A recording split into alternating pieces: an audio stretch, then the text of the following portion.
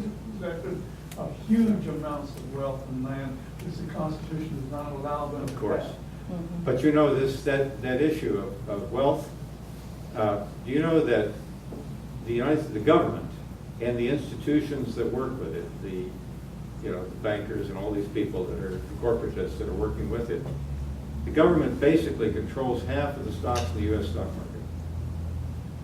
It also has ownership of over half the mortgages in this country. It also owns a tremendous amount of the land. They own 70% of the county I live in. The U.S. government has been buying the American people's wealth from them with their own money. They tax us and then use that money to buy our property. They have overall bought about half the wealth of the American people. Socialism is when they own 100%. Now that is all unconstitutional. But they have taught the people that if they can get 51% of the vote for anything, they can take away the life, liberty, and property of the 100%. You want to take money from the people, just get 51% of the vote, even though many of the things they do is unconstitutional. So, and that, in a general sense, is what we're all trying to do. We're trying to save a constitutional republic. We're trying to save the republic that we have all been so lucky or privileged to live in, so that those that come after us can live in that republic too. The republic is in trouble, but the people are getting angry. They're waking up, and that's why you have Mr. Trump here. They're mad. And I'm not telling you that, and I support him 100%. I'm in the basket, let's put it. But not because I think that Donald Trump walks on water, and not because I think he won't make mistakes, and not because he is an ideologue. You never hear him mention the Constitution.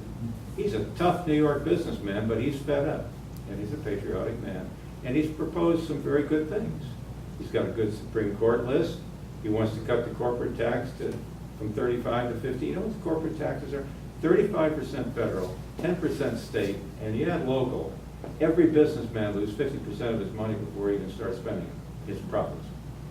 And if you go up and down the main streets of District 4 the way I have, I've talked to businessmen up and down every main street in this county, in this district.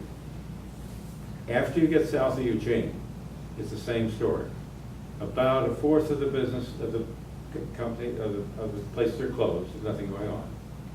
A lot of the rest have only the owner in there. He can't afford employees, he's just trying to keep the doors open. And it's a disaster area. And of course, it's not hard to beat Pete DeFazio in those counties. But in Benton and Lane counties, it's different because there's a huge amount of money coming into the universities. Now, I'm not trying to turn that money off. I'm not telling you that that's wrong. The university shouldn't have a large income. But the money coming in from the university sloshes all over town. So these places, Eugene, Corvallis, this area is thriving. It is prosperous. It is at risk. It is more risk than the rural counties. Because what they've done to the United States economy, and maybe some of you want to talk about that, what they've done to it is so bad that we're approaching a point when it would be a lot worse in 2008. And where would you rather be in that time? In a rural community that's sort of self-sufficient, or in a city? Rural. The people in Lane and Benton are more at risk from the things that are happening to our country than the people in Josephine and Curry and Douglas. So they should be voting for us even more. But they aren't convinced yet, especially because things are still going pretty well for them. I'm glad they're prosperous, but the downhill we're on is going to turn us all into an unprosperous Did you situation. know that Santa Claus was sculpted